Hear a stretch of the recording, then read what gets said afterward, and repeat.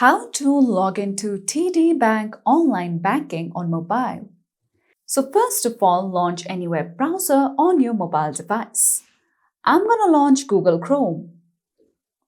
From here, let's go to the search bar and search for the official website of TD Bank, that is td.com. Now, once you come to the official website, at the top right corner, you'll see the option of Login. Tap on it. From here, go to Online Banking.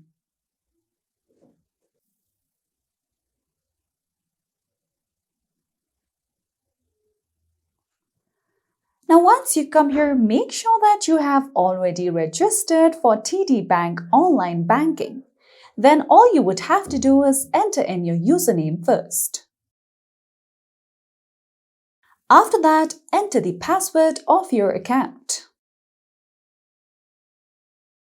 After that, you could also check on this box for Remember Me so that next time you try to log in, your credentials will be added automatically.